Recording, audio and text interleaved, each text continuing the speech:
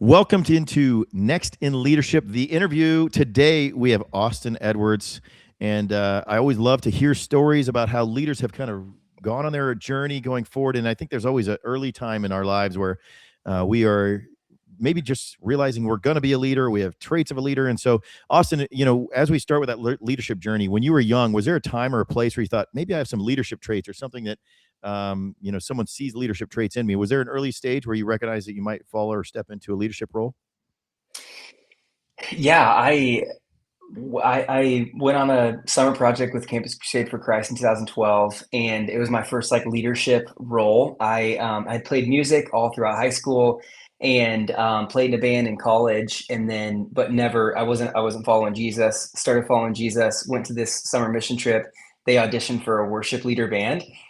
For the worship leader for the band, and they picked me to be it over. There was tons of people, and uh, so you kind of feel out of place, like imposter syndrome. Like, am I supposed to be the guy? There's guys that are way more qualified than people, and just had no experience in that. And so, but I loved it, and it was natural and intuitive. And so I think one of the bigger things that I had realized was I had kind of always been a leader in some regard, but never saw it as leadership. And I feel Mm, like leadership is just the ability to influence people, in some regard, positive, negatively. And so in high school, it's like I was just jokester, class clown, and so I mm, influenced the class to do something stupid, or my friends or whatever it was. And so I just feel like I had never perceived leadership as influence. I thought it was like, you're responsible, you're type A, you can do this, you can do that, you're taking charge, you're the class leader, not just like the ability to create culture or lead people in a certain way. So the worship leader role was kind of the first moment of like, wait, maybe I have some intuitive leadership skills, but I can actually lead people and influence people into understanding Jesus better, using their gifts, serving, whatever it could have been. And it kind of snowballed from there. So that was the first time at 19 years old, I was like, wow, maybe I am a leader, and maybe I have been leading. I just never called it leading. that's interesting too, because I may or may not have had similar experiences in junior high or high school, and we step into this role of influence, and then as a result, people are like, "Don't do that."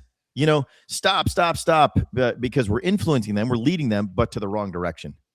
Yep. And then you conversely stepped into a leadership role where they're saying, "Hey, wait a minute, you're now a worship leader. We're going to lead the right direction." And that's where we're like, wait a minute, I can use these inherent traits, these gifted, God gifted abilities for bad and negatively influencing people, or good, leading them towards that. And then I think the other thing is as that leader that probably in high school, if your high school career was like mine, they were identifying things you needed to correct, Yep. but that leading others, and then you found someone that gave you an opportunity to direct, and you're leading Hmm. it forward, and that was a key part of that journey. And so I'm sure now you're in this leadership role, or very early on you had to learn how to lead self well, and there needed to be some self-discipline. Now you're not just playing for yourself music or in your couple of buddies. Now you're there, and you had to have some sort of organization. So what are some techniques or tips early on where you had to lead self, that you stepped into a role where you're like, all right, I need to create some disciplines to lead myself better because now I'm responsible. So, were there any early things that, as far as leading self, that you would say you adopted, and you would advise others who are at that early stage of stepping into a leadership role? They need to, first learn some self discipline. Yeah, I mean, you could kind of compare it to parenting in some ways, where you have kids, and you see your kids start acting in a certain way, and you start to discipline them for that, and then you're like, wait, they actually learned that from me. They're Mm, responding in the way that I did, so it's all learned behavior. So I think one of the first realities of leadership for me was like, I can't expect something from someone that I am not uniquely living out. And wow. so I think that was just a general discipline motivation of like, I can't ask these people to show up early if I'm not showing up early. I can't expect them to show up prepared if I'm not showing up prepared. And so I felt like that was just, you almost got held to a higher. I almost held myself to a higher standard, because yeah, you're responsible for people, and you're like, this is huge, and these people are going to rise or fall depending on how I lead them. So I feel like that just kind of woke me up to be like you said, it's not just, you're not just for yourself. Like, there's people that are going to benefit or be hurt by the way I lead. So yeah, I don't know if I have unique kind of strategies. I mean, that everyone can kind of take their own, but I feel like the bigger thing was the motivation of like, I I've got to live the way I want people to live. And by my example, by my encouragement, whatever it was, I think those are huge dynamics. Yeah, and you can hear the vernacular change over the last 50 years from boss to leader. And a boss Mm, is someone that pushes someone to do something they wouldn't do themselves. mm, A leader is someone that guides others to do what they're already doing, but advance it further. And I think that's what was happening. You're saying you weren't going to ask them as a boss to show up and do all the work and leave. You were going to say, I'm going to lead from the front, right? I'm going to yep. demonstrate what it looks like to do that. And so it was the accountability that comes with leadership that we sometimes run away from, right? I mean, and Mm, I've learned even as a leader that, and I'm sure you're the same way in our brief meetings, I can see it.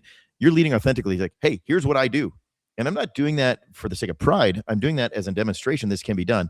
Not living a politically led life. We're saying this is what everyone else should do. I don't do it, but I mean, it's a pretty good idea to do it, right? And so you're leading yep. authentically. And I think in this age and generation, that's the natural bent of leadership that will follow is those people that we're seeing them do it in their lives. And then we say, how did you do that?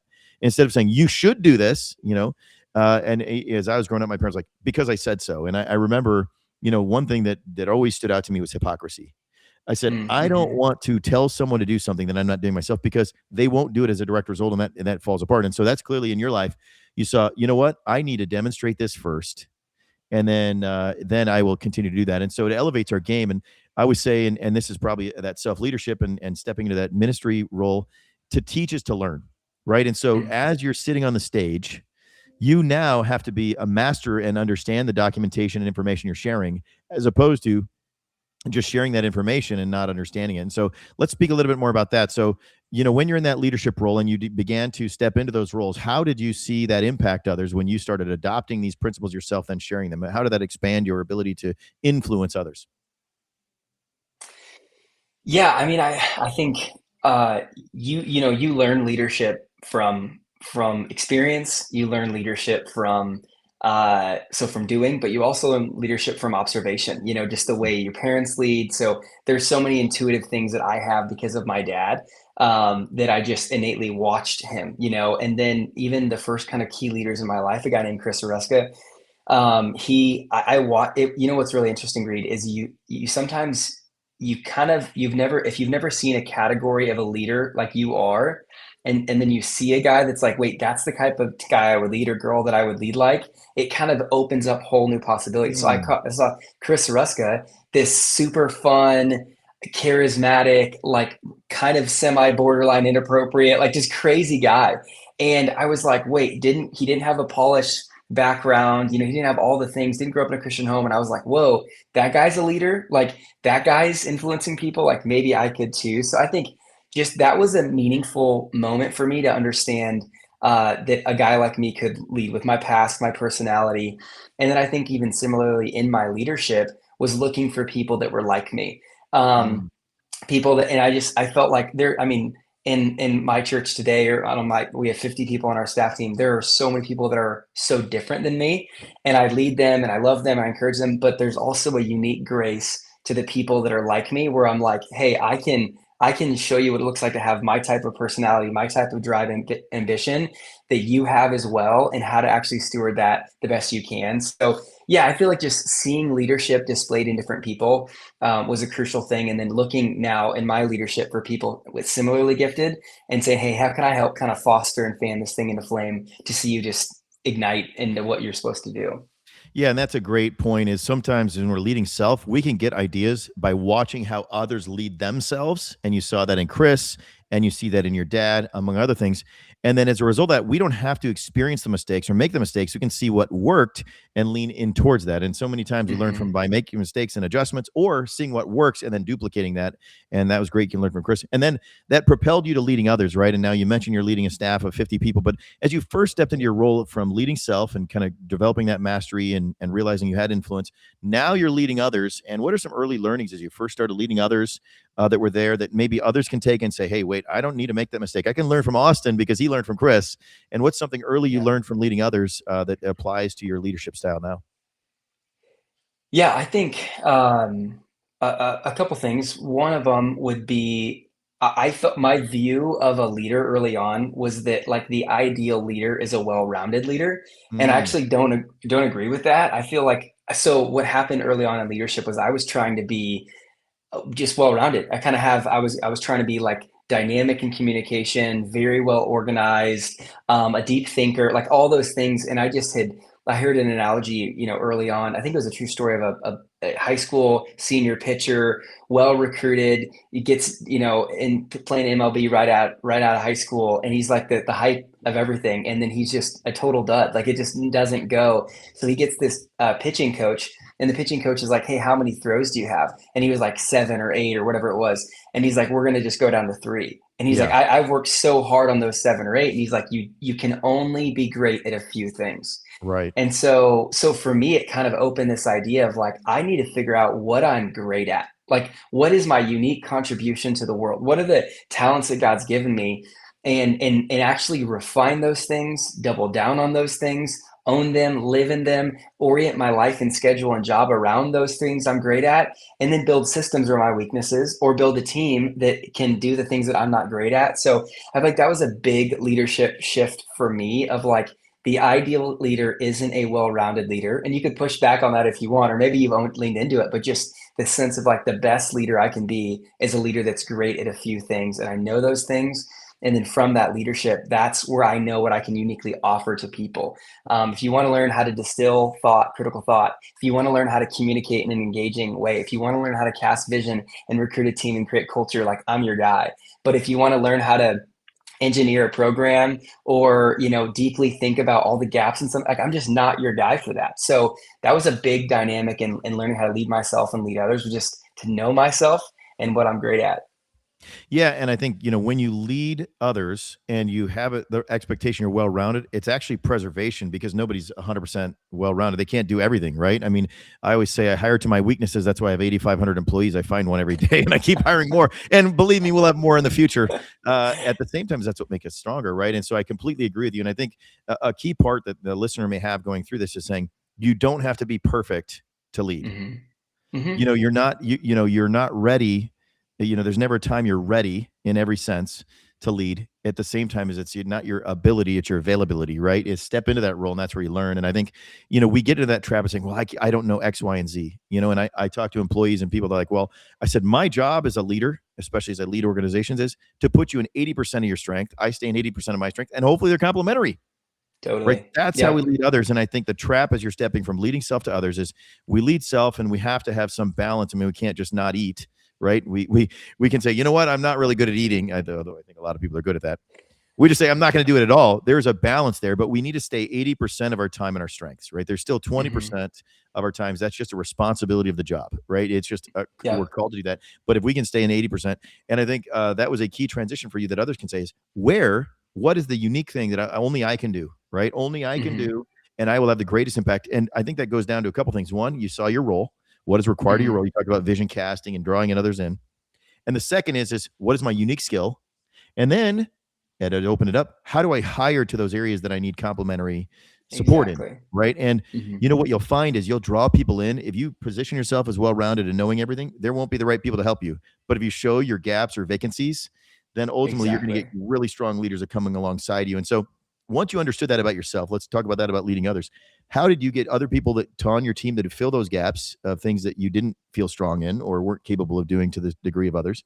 And then how did that empower them because you identified that as an area you needed help, even though you're the primary leader of your campus? Yeah. I mean, I think it's, so yeah, like you said, you've got to learn what you're great at. Hopefully 80% of your job is that thing you're great at. But I think you've also got to acknowledge that those other things you're not great at are also very, very important. So it's Mhm. like, I think like great leaders aren't just leaders who have identified what they're great at or passionate about. It's like they've also understood that this is, we're playing together, as there's many systems and parts that play into this thing. And I play one. It's like the First Corinthians 12. The church is a body, and there's many different parts, and we're all playing different roles. And you can't look at one and say that's less important. So I think one of the things was just like every role hopefully feels dignified. The my executive pastor does things that are very different. He's organizing our parking team, and he's organizing our budget and figuring out different things. And I'm casting vision for how many churches we're going to plant in the next 10 years. They're both valuable. My Mhm. executive like assistant is working on my schedule, and she's planning baptisms and organizing who shares what and when, and all valuable. So I think if you're building a team, you can't think that you're the most critical piece of it. It's like you got to understand every person plays a role. and they can support you or you can support them, or how, like you said, how it works together. So I think in recruiting that, I think people just felt valued. This guy really believes that he needs me, you know, and I believe that the people that are serving on my team, that we couldn't do what we're doing without them. You take them out, you just have me, and it's not going to go well. So yeah, you got to have dignity, value, affirmation, and like you said, an authentic need expressed that I can't do this without you. And let's lean into that analogy because I think it's super, super critical, right? We think of the head, and you're the head of the organization, right? And it's the head, and that's the brain, and that's where it creates a synapsis that triggers every part of the body. But if that head didn't have a neck to turn it left or right, right? That head didn't have a body to carry it into the room. That head Totally. didn't have arms that would feed the mouth. That head didn't have feet that would get it there. The head didn't have lungs that would provide it oxygen. It would die.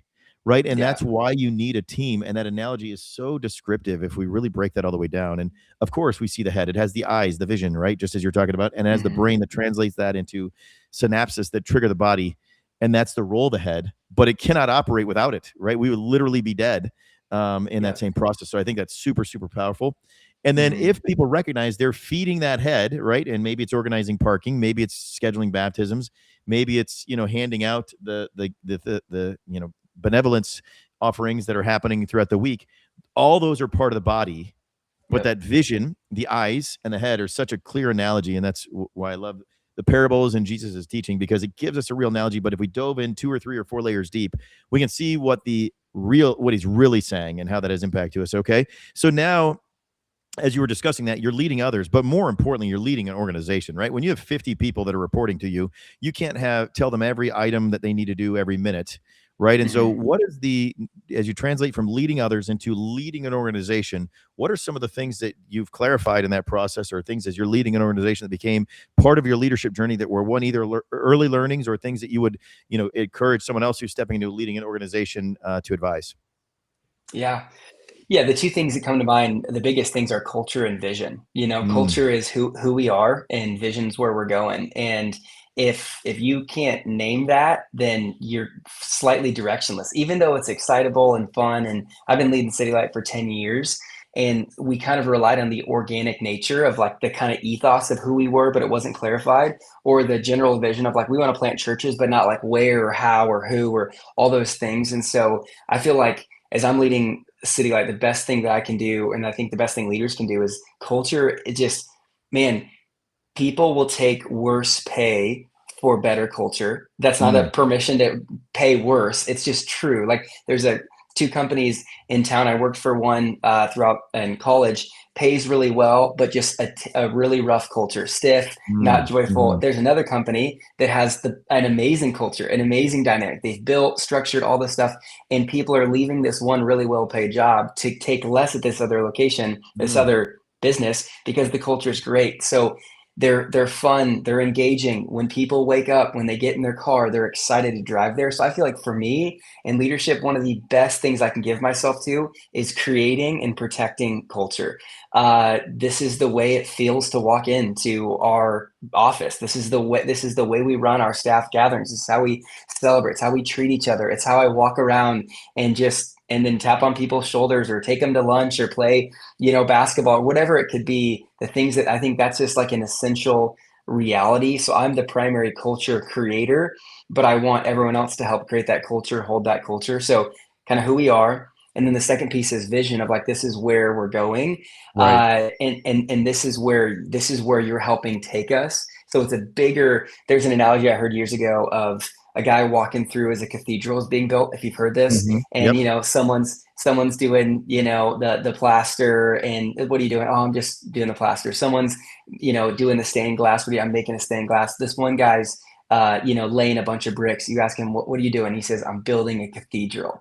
And it was Mhm. this difference of like he understood the vision. And I think if the people that you're leading understand what you're doing, what you're chasing, that's so much bigger than just what you're doing in those 40 hours this week. It bleeds into the culture, but it changes the way people see the value of their role. So I want to consistently put the dream in front of everyone. This is where we're going. This is what you're a part of.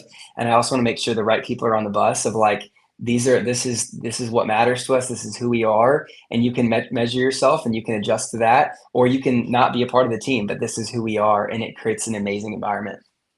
Yeah, and I think, we'll kind of distill that down because you made a super valid point. One, vision is what they see, culture is what they feel, but ultimately, in the end, what they measure is what they take away. And if you Hmm. take away compensation at the expense of what you feel and what you see, you'll quickly go back to say, wait, I want to see something that's leading me forward, and I want to feel like I'm a part of it. And I will take away a better life than taking away compensation when I feel bad at a culture and there is no vision, right? And I think those are the traps that we fall into. And as leaders of an organization, we can easily the takeaway, the compensation, the takeaway is the quantifiable one, right? So it's Hmm. very difficult because they can say, this was in my paycheck this week. And so I'm justifying my investment because of this. But at what expense, right? The expense of feeling Sure. included, right? The expense of going somewhere that's going to be lasting. And I think the other side of that is vision and culture are transferable, and you can build an organization. Compensation is gone, right? I remember, early in my career, whatever I was paid is long gone, but the learning stays with me. Whatever Totally. and that's vision and culture, right? Those are the things that carry forward and transcend leaders. When we're building organizations from others to organization, we're transferring from a person to an organization, and that has to be vision and culture. And so, Hmm. I think that's super critical to understand is that if you are a leader now and you're leading others and you're not casting vision and you're not casting and sharing culture, what's an early tip that you would say to them? Say, hey, think about this first. What is it? What is something that you would say to them, Austin, if that's something that is critical? How would they be able to take that step from others to organization, leaning into communicating for the first time vision and culture when they aren't maybe as experienced doing so?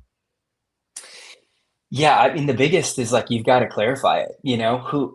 Who are we? And we did an exercise with a guy who's mentored us and led us through some coaching, and we just our kind of a leadership team said, "Hey, who are the best people on our team? Like if we had 40 of them, we could Mm, change the world." And so we just wrote down these people, and then it was like, "All right, now in another sheet, what is true about those people that we just listed that we love about them?" So then we had like 50 adjectives, and then the guy's like, pick three. And it was like, mm, oh, okay. And we looked, oh yeah, there's some similarities between this and this and this and this. And then we kind of distilled them down into these three kind of core principles. This is who we are. And so yeah, just an incredible process to clarify, like, hey, who exactly are we as a people? What is the culture that we want to um, have for us? And so we did a couple things like be a thermostat, not a thermometer. You mhm. raise Right. the temperature in the room. Like be like Jesus, not like Jonah. Jonah runs from the mission of God. Jesus engages it. And we said, be a river, not a reservoir. So reservoirs just kind of hold the water in. A river passes it through. So everything you're learning, you're trying to distill and give to other people. So those were kind of the cultural values. So I feel like you can't really create or cultivate culture if you don't know what you're doing. Like if you don't know what culture you're wanting to build, who you're wanting to have. So that was a great exercise for us. I'd say get a notepad if you have people you trust, engage them and dream what's the perfect employee, what's the perfect environment, and then work from that to lead in that. And for vision, same thing. It's the same exact thing. Like if someone asked me, a big Huskers fan, hey, if City Light or whatever your organization was, if there was a little 90-second commercial on Mm, on the jumbotron in Memorial Stadium of 10 years from now, what would you want to see? Who would be there? What would have happened? Like all these things, and just dream for 10 years. And it was like, and then so I think if you don't have that, if you don't know where you want to go in 10 years, just that's again, it's grab a notebook, pray, think, whatever, get away, brainstorm with people. And then you got to set those two things. So before you ever communicate, I feel like communicating is the easier thing. The harder thing is landing on what that actually is. mm. And then I'd say the harder thing, other than communicating it, is actually continuing to guard, protect it, and use it. So we use those core principles for hiring and firing. This is who you are. This is who we are. Do you fit on the team or not? Or if we're going to fire somebody, hey, are you embodying these things or not? For vision, are you passionate about this? Do you want to give your life to this? So we've used it in every single way, but I think getting it and keeping it is hard. I think the communicating it is the easier space. That's awesome. Thank you for sharing that because I think clearly we must, if there's somebody listening now and you don't know your purpose of your vision of the organization or the culture you're trying to instill, go take right now, go write it down, understand that super Hmm. clearly. And to the point of details, it reminded me of a story. They talked about counterfeiters with monetary counterfeiters. And they're like, hey, what they learned is you just study the real thing so deeply, you will know what's Yeah. fake. And so Hmm. know your culture, know what vision is, know what culture is, and then you'll realize this person's not going to be added to it. That's fake. They're missing it. They're on the wrong paper. They're printed the wrong way. It's not a true $50 bill, right? And so then Yeah. really understand that and to be super clear. And I think you said something in the I think is super important to understand too. Don't let someone else dilute it, right? Yeah. And so many times we're going to make a mistake, and I'm sure you made a hiring mistake. I'm sure there's people part of the organization that Absolutely. came in and their job was to dilute your culture and cancel your vision. They didn't necessarily do it intentionally, but as a byproduct of their activities, that was the case. And so we then have to be that shepherd, and we need to Hmm. say, "Hey, I'm sorry. I clearly you have a vision that's not aligned with ours, and you have a culture. I want you to go somewhere else where you can get someone you align with, because I know the power of that, but it's not going to be Totally. here." Right. And Hmm. and so we become those shepherds to preserve and protect that vision and clarity, because what we accept becomes the new standard. And so Yeah. if we accept someone to divert us from that vision and culture, that's going to be the new standard. And now it's diluted. And we see this countless times in organizations that fail over time, and it won't carry forward. And we need to maintain that going forward. So as we're kind of wrapping this up, where do you see your leadership journey going from here? Now that you've kind of started with self, you saw either early leadership traits, and someone identified, hey, use that for good instead of bad, and then you started Hmm. leading others, and you got some systems and organizations in there, and you started leading others, and then it became an organization where you clarified vision and culture. Where do you see your leadership journey kind of going from here, Austin? Yeah, Reed, I think the biggest thing that's been on my heart recently is investing deeply in a few, like Mm, the top 10%, whatever it is, like trying to make myself less accessible to everyone so that I can be more accessible to strategic people. I think simultaneous with that is learning how to systemize what I'm great at. For me personally, it's how I write sermons, or how I cast vision, or how I distill critical thoughts, or whatever it could be, or how I recruit people. Like, there's so many things that I intuitively do, and people are kind of observing that, but I don't feel like I've systemized it, or just grabbed it and put it down on paper and said, this is what I do. And therefore, if you want to do it, here's how I can give you what I do, and you can replicate it. So I just feel like I want to orient my life and my leadership, and I'm sure you feel similarly, around influencers, around people who are then going to go multiply that impact more and more. Early in leadership, I just hung out with all the loudest people. It was whoever mhm, asked me to meet, or whatever it was. And I feel like that's reactive leadership that mm. acts on you. I have to shift my leadership, and I am, but I need to continue to act on leadership and act on people and actually pursue people intentionally. So I'm trying to just organize my schedule in such a way that I am giving my best to the best people I can, and seeing that replicate. So for us, that's church planners, that's our best staff team, that's our best members, whatever it could be, like people that own the vision. I want to give the best of me to them, and be able to pass on what I have and what I know to them, be that river, not a reservoir, and see them continue to multiply the impact far beyond what I could do as a single person. Yeah, I love that, because you're going to do more by focusing on smaller items, right? Do those couple of things and then multiply going forward. And it starts with a filter of vision and culture. Those who align with the Yep. vision and culture, who are the ones that are going to run the furthest, fastest. And I think sometimes people are like, well, why doesn't he consider me? And I think because that is your purpose, is to multiply, not divide. Multiply Hmm. through one instead of dividing your time to many. And that's Yep. really So where we good. want to be. And then we have to be the ones that are disciplined to do that. And that's how you lead an organization. So that's awesome. And any closing thoughts as we kind of wrap up today's interview, things that maybe you want to have as a single line item, or if somebody's listening today and they need to take that first step, what would you say to them? Yeah, I think, again, this depends, ministry world, marketplace world, whatever. But I think universally it's just true. But a big piece of my story, I planted the church when I was 24 years old, went to a church planting assessment, and at the end of it, they were like, "Hey, you're extremely talented, but we're afraid that your talent is going to take you to a place that your character can't hold." Mm, And it was just this kind of profound moment for me of like, oh my gosh. So for me, one of the things I just feel like so many young leaders, and this is not a bad pursuit, but so many young leaders are like trying to learn how to lead meetings better, make profit, hire people, like all the different competencies, all the different how to's, grow talent, whatever. Those are great. But for me, the orientation that happened 10 years ago, the paradigm shift, was what's probably going to hurt my leadership the most isn't a lack of competency, it was a lack of character. And character can look a lot of different ways. It's not just a ministry ideal. It's like, even in any type of setting that you're in, character is integrity. Am I going to do what I say? Am I going to say what I do? Character is follow through. It's compassion for people. It's care. It's so many different levels of like, am I who I am? who people think I am behind closed doors, to my wife, to my kids, like all those things. So to young leaders, I would just say, man, keep work on competency. But I'm saying that's something that's so magnetic to us. We want to get better. What I would say is you might need to paddle upstream a little bit and work hard to develop your character, who you are when no one's looking, who you are when you don't have anything to benefit from it. And so that's been a huge thing that I've tried to instill in people I lead is that character outlasts and outweighs competency every day. Yeah, that's awesome. And that brings us full circle, right? Because it starts with self. And self is Mm-hmm. about character so that you can be prepared as opportunity and competency develop, right? Because then you lead others. But if your character's there, it's going to get a little bit exposed, and it's really going to get exposed at organizational level. And I think it's great that that early insight of that person that was leading others saw that in you and was bold enough to share that with you. And you were Yep. humble enough to listen to it and take action upon it. So that's awesome. Well, awesome. Thank you so much for participating Mm-hmm. today in our next In Leadership Live interview. It's been great to hear your story. I'm excited to see the lives that are impacted by your story and the tips that you Mm-hmm. provided. And it's really upon those who are listening to go apply that information. So thank you so much. And with that, Yeah. we will see you next time on the next In Leadership Live interview.